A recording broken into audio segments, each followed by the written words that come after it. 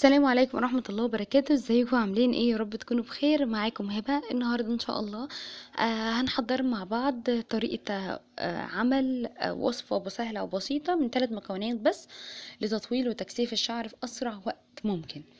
لو انت شعرك مهما شعرك ما كانش بيطول ولا ودايما متقصف وهايش، الوصفة دي لو بس استمريتي عليها هتجيب معاكي نتائج فعالة ومبهرة، خاصة في تطويل الشعر.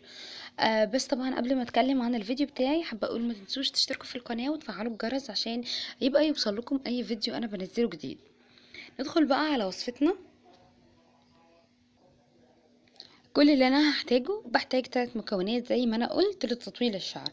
اول مكون هو زيت الزيتون، لان طبعا زيت الزيتون من الزيوت، من اكتر الزيوت اللي انا جربتها شخصيا مهما كان شعري ما كانش بيطول، من اكتر الزيوت اللي بتعمل على تطويل الشعر بصفة كبيرة جدا جدا جدا وبطريقة مش طبيعية. ده اول حاجة. تاني حاجة هو زيت جوز الهند، لان طبعا زيت الجوز الهند بيحتوي على خصائص بتعمل على تطويل الشعر وتنعيمه وترطيبه وازالة التقصف منه. تالت مكون معايا وهو كبسولات فيتامين اي. كبسولات فيتامين اي بتجيبيها من الصيدلية، بس بتجيبي الألف.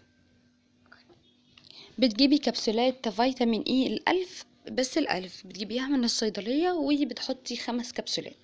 طب مقدار زيت الزيتون قد ايه؟ بتستخدمي 4 معالق من زيت الزيتون و4 معالق من زيت جوز الهند. وفي حاجة عايزة اقولها بس بخصوص الزيت، علشان لو انت عايزة نتيجة فعالة ومضمونة و100%، ان انت تستخدمي زيت زيتون البكر. اهم حاجة زيت زيتون يكون من مكان نظيف. زيت جوز الهند يكون الزيت اللي هو بتجيبيه من عند العطار او اي محلات بتبيع زيوت، بس زي مثلا امتنان مثلا بتبيع زيوت جوز الهند ممتازة جدا جدا، او من عند اي عطار. بس اهم حاجة يكون مضمون.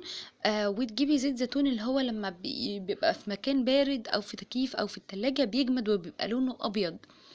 ده اهم حاجه. طيب بتجيبيهم بتسيحيهم في بعض كويس قوي وبتضيف عليهم الكبسولات وبتبتدي تحطيهم على شعرك مع التدليك المستمر لمده من 5 ل 10 دقائق. كل ما تدلكي اكتر، كل ما فروه شعرك كل ما بتنشط الدوره الدمويه في فروه الشعر، فبتستقبل الزيت بكل سهوله. اهم حاجه المساج ده بيعمل على ان هو بياخد الزيت بشكل كبير وفعال وبيستفيد منه بشكل اكبر، بيستفيد من فروة الشعر، بتستفيد منه بشكل كبير. طيب دي حاجة. بعد كده بتبتدي ان انتي تحطيه على شعرك لمدة ساعتين، وبتلبسي كيس بلاستيك او بوني عشان برضو الحرارة تبقى اعلى، وفروة الشعر برضو تستفيد من الزيت اللي احنا حاطينه. بتستخدميه قد ايه في كل مره بتغسلي فيها شعرك؟ بتعملي حمام الزيت ده.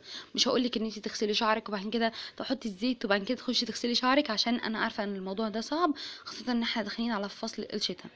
فان انت وانا عايزاكم تستمروا على الوصفه دي جدا، فان انت تعملي ايه؟